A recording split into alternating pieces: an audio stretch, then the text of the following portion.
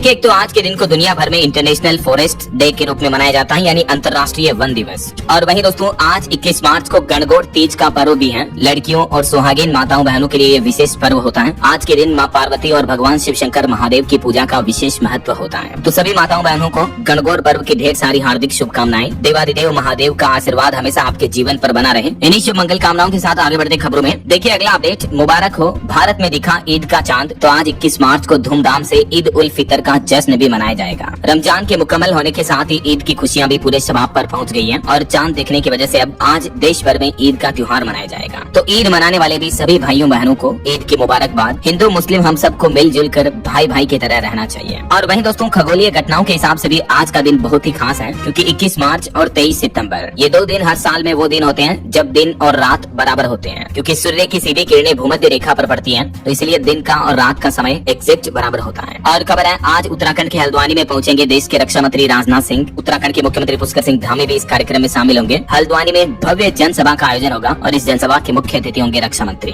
चलिए आगे बढ़ते हैं अपन खबरों में। सबसे पहले देख लेते हैं ईरान इजराइल जंग से जुड़ी कुछ बड़ी खबरें। देखिए, ईरान पर अमेरिका और इजराइल के हमलों को 21 दिन हो चुके हैं। इस बीच अब गाजा नरसंहार मामले में जर्मनी ने इजराइल से अपना समर्थन भी वापस ले लिया है। इस बीच जहां आपको बताओ इन जंग के हालातों के मद्देनजर हमारे देश में भी कुछ दिनों से एलपीजी गैस सिलेंडर की तो किल्लत चली रही है। इस बीच कई राज्यों में अब पेट्रोल डीजल के दाम भी बढ़ चुके हैं। देखिए, हरियाणा में भी महंगा हुआ पेट्रोल। 3000 पंपों पर नया रेट लागू हुआ। सार्वजनिक क्षेत्र की 3 प्रमुख तेल कंपनियां जो हैं, उन्होंने तीनों ने रेट्स बढ़ा दिए हैं। इंडियन ऑयल ने लगभग 2 रुपए 35 पैसे प्रति लीटर की बढ़ोतरी की है पेट्रोल में। वहीं भारत पेट्रोलियम ने 2 रुपए 9 पैसे प्रति लीटर का इजाफा कर दिया और हिंदुस्तान पेट्रोलियम ने भी 1 रुपए 89 पैसे की बढ़ोतरी कर दी है हरियाणा राज्य में। न सिर्फ हरियाणा में बल्कि कई और स्टेट में भी पेट्रोल डीजल के भाव बढ़ चुके हैं। जैसे बिहार में भी महंगा हुआ पेट्रोल कीमतों में 2 रुपए तक का इजाफा देखने को मिला। वहीं प्रीमियम पेट्रोल कई और राज्यों में भी 2 रुपए 35 पैसे प्रति लीटर महंगा हो गया। इस बढ़ोतरी के बाद मध्य प्रदेश भोपाल में भी पेट्रोल के दाम 117 रुपए प्रति लीटर पहुंच चुके हैं। इंडस्ट्रियल फ्यूल की कीमतें तो तकरीबन 25% तक बढ़ चुकी हैं। ये देख सकते हैं आप पुराने रेट और नए रेट क्या है। भोपाल में प्रीमियम पेट्रोल 2 रुपए 18 पैसे महंगा हो चुका है। और भी देश के अलग अलग राज्यों में पेट्रोल डीजल के दाम अभी क्या चल रहे हैं, स्क्रीन पर आप इस भारत के मानचित्र में देख सकते हैं। चलिए अगली बड़ी खबर देखिए। अमेरिकी राष्ट्रपति डोनाल्ड ट्रंप ने नाटो देशों को कायर बताया। वो बोले कि अमेरिका के बिना वे कागजी शेर हैं, जंग में साथ नहीं दिया, इसे याद रखेंगे। क्योंकि आपको पता होगा हॉर्मुज रूट खोलने के लिए ट्रंप ने नाटो देशों से भी सहयोग मांगा था, लेकिन नाटो देशों ने इनकार कर दिया। तो अब इस पर भी ट्रंप ने नाराजगी जताई है। वहीं खबर है, मिडिल ईस्ट की तरफ बढ़ रहे हैं 3 अमेरिकी वॉरशिप भी, जिन पर 2200 अमेरिका के सैनिक मौजूद हैं। दावा किया जा रहा है कि अब ईरान के खार्ग आइलैंड पर कब्जा करने का प्लान है अमेरिका का।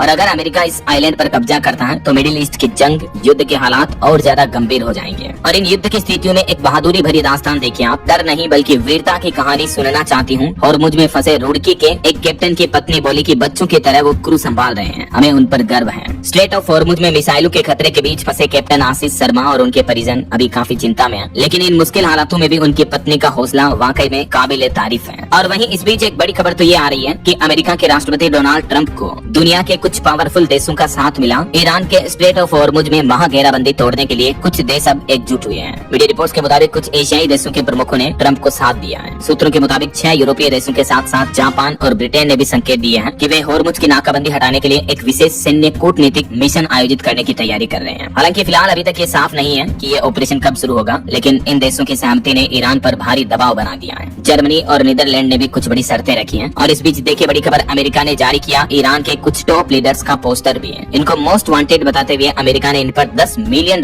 का इनाम रखा है। अमेरिका के विदेश मंत्रालय ने ईरान के IRGC के ये 5 शीर्ष नेताओं के पोस्टर जारी किए हैं। इन व्यक्तियों पर अमेरिका ने दुनिया भर में आतंकवाद की योजना बनाने और उसे अंजाम देने का आरोप लगाया है। तो इन लोगों का पता बताने वालों को $10 मिलियन का इनाम देने की घोषणा भी की है अमेरिकी सरकार ने। और अब ईरान अमेरिका इजराइल इस जंग में भारत ने भी अपना एक रुख दिखाया है। देखिए, ईरान के खिलाफ पेश प्रस्ताव को भारत ने भी समर्थन दिया और मुझ में जहाजों पर हमले पर नाराजगी भी जताई है। अंतर्राष्ट्रीय समुद्री संगठन IMO की बैठक में भारत ने ईरान द्वारा हॉर्मुज जलमार्ग पर हमलों की निंदा करने वाला प्रस्ताव का समर्थन दिया है। और इस बीच बड़ी खबर है, ईरान इजराइल समेत 11 देशों का एयर स्पेस इस्तेमाल न करें भारतीय एयरलाइंस कंपनियां। DGCA की तरफ से ये एडवाइजरी भी जारी की गई। युद्ध के हालातों के बीच ये देख सकते हैं आप, विदेश मंत्रालय द्वारा जारी एडवाइजरी और इन कंट्रीज की लिस्ट जारी की है। इनके एरोस्पेस में भारतीय एयरलाइंस कंपनियों को न जाने की सख्त सलाह दी है DGCA ने। और हॉर्मुज संकट के बीच ब्रिटेन, फ्रांस समेत 6 देशों ने भी ईरान को चेतावनी दी। कहा कि नौवहन की सुरक्षा से समझौता नहीं होगा। इसमें Britain, France, Germany, Italy, Netherlands, Japan वगैरह दुनिया के कुल मिलाकर कई देशों का दबाव ईरान पर देखने को मिल रहा है। हालांकि खबर तो ये भी है कि सिर्फ तेल और गैस ही नहीं बल्कि इंटरनेट पर भी ब्रेक लगा सकता है ईरान। और अगर ऐसा हुआ तो भारत भी नहीं बचेगा। बात कुछ यूँ है कि जो बड़ी बड़ी कंपनियां हैं, अमेजोन, माइक्रोसॉफ्ट, गूगल वगैरह, इनके सऊदी देशों में कई विशाल डेटा सेंटर हैं। तो ईरान जो इन सऊदी देशों पर हमला कर रहा है तो इनके केबल समुद्री केबलों से जुड़े हुए हैं, तो दुनिया भर में इंटरनेट भी बाधित हो सकता है ईरान के इन हमलों से ऐसा। और इधर हमारे देश में एलपीजी गैस सिलेंडर की किल्लत पर सरकार ने एक बार फिर से कहा कि एलपीजी की पैनिक बुकिंग घटी है, लेकिन हालात अभी भी चिंताजनक हैं। हर दिन 55 लाख गैस सिलेंडर की मांग हो रही है। 7,500 कंज्यूमर अब तक पीएनजी पर भी शिफ्ट हुए हैं। एलपीजी संकट को लेकर पेट्रोलियम और प्राकृतिक गैस मंत्रालय की तरफ से ये नया बयान सामने आया। हालांकि कई राज्यों में अभी भी एलपीजी की किल्लत देखने को मिल रही है। देखिए आप, गुजरात में गैस की किल्लत के बीच प्रवासी मजदूर अब अपने गाँव लौट रहे हैं। लोग बोले की 5-5 हजार में सिलेंडर मिल रहा है, फ्लैट में चूल्हा भी नहीं जला सकते हैं। तो इन मजदूरों की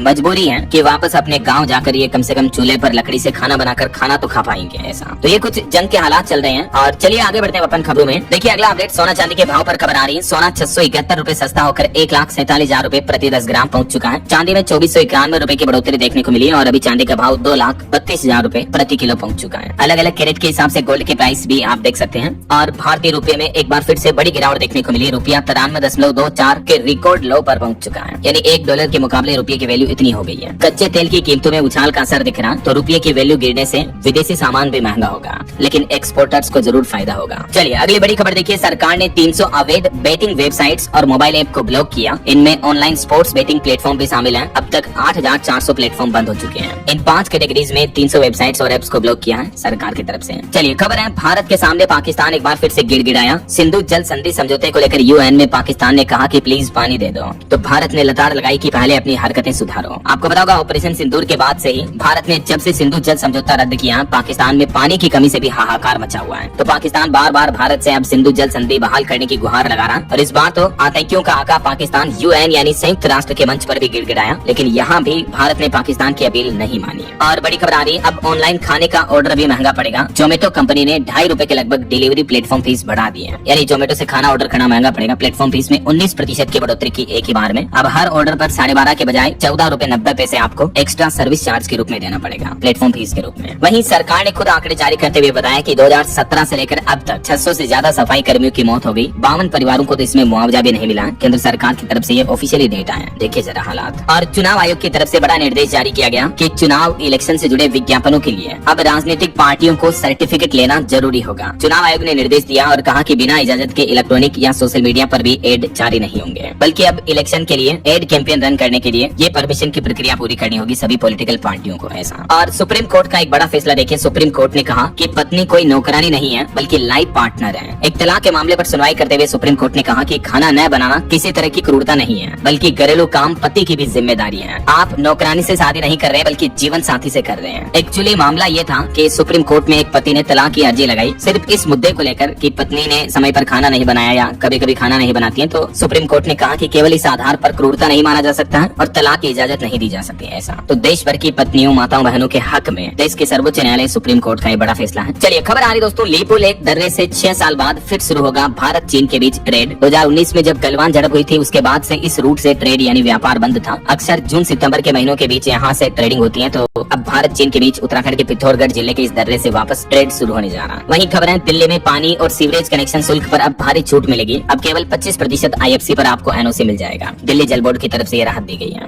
और खबर देखिए, दिल्ली दंगा में आरोपी सरलीज इमाम भी तिहाड़ जेल से बाहर आया। 10 दिन की उनको अंतरिम जमानत मिली। 6 सालों से जेल में बंद आई है 2020 के दिल्ली दंगा मामलों में। और दिल्ली की मुख्यमंत्री रेखा गुप्ता ने ट्रांसजेंडर समुदाय के प्रतिनिधियों से भी बातचीत की, संवाद किया और आने वाले बजट में इनके लिए विशेष प्रावधानों का भी आश्वासन दिया। वहीं दिल्ली हाईकोर्ट का एक बड़ा फैसला देखिए कि बिना सहमति के अप्राकृतिक संबंधों में कानूनी सुरक्षा पर दिल्ली हाईकोर्ट ने BNS में कमी पर केंद्र सरकार से भी जवाब मांगा। अब इस मुद्दे पर अगली सुनवाई मई में होगी। देखते हैं केंद्र सरकार इस पर क्या जवाब पेश करती है। और वहीं लड़कियों को लेकर कोर्ट का एक और बड़ा फैसला देखिए कि दुष्कर्म के बाद पीड़िता से शादी करना अपराध से बचने का कोई आधार नहीं है और इस आधार पर कोर्ट ने आरोपी को 10 साल की सजा सुनाई।